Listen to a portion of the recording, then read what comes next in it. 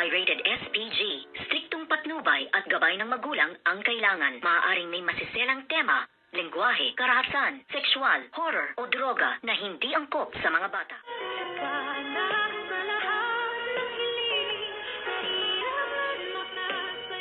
Good afternoon and welcome sa aking munting channel. At dito nga ay nasa taas ng yate ito ngang si Doktora Annalyn Santos habang nag-iisip, at dito nga ay pinuntahan siya ng kanyang tita Giselle at tinanong nga kung meron daw ba ditong problema at kung ano ang kanyang iniisip. At nasabi naman nito ngang ating bida at birthday celebration na si Doktora Annalyn Santos ay naisip lang daw niya nung bata pa sila, nung siya ay mag-birthday, nung siya ay 2 years old pa lamang, at pinapangarap niya ay na mabuo ang kanilang pamilya, at ngayon nga ay nangyari na ang kanyang minimithi or ang kanyang hiling na mabuo ang kanyang pamilya, at nadagdagan pa nga daw ng kanyang napakatalino at sexy na kanyang tita Giselle with cousin.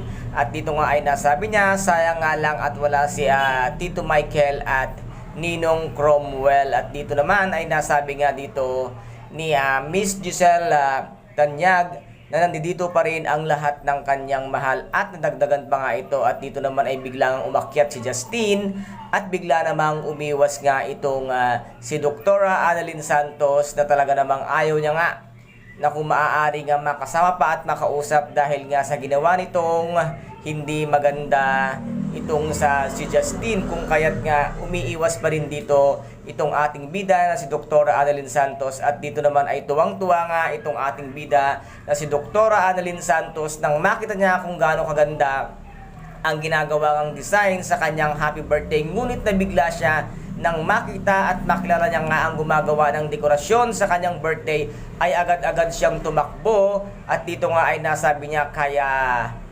Miss Lynette Santos na merong nakapasok at merong tauhan si Moira na kasama nga nila, kaya dito nga biglang lumabas at nagkagulo ang lahat nang biglang magpakita ang demonyitang si Moira at sinabi nga niyang happy birthday dito nga kay Doktora Annalyn Santos, at nagpakita siya. At dito nga ay sinabi niya nga katapusan na ng buhay ni Doktora Annalyn Santos at tinutukan niya ito ng baril. At ano kaya ang siyang gagawin nga ng demonyitang si Moira dito kay Doktora Annalyn Santos. At agad namang napasugod si Dr. Carlos Benitez nang makita niya nga si Dax at si Zoe na magkasama, ay tinanong agad nito ngang si Dax kung Dr. Carlos Benitez kay Dax kung saan daw dinala nito si Miss Lynette Santos at kung saan ito ginanap ang birthday celebration. Ano kaya ang gagawin ni Dax? Ipagtapat niya kaya kay Dr. Carlos Benitez kung saan nga ginanap ang birthday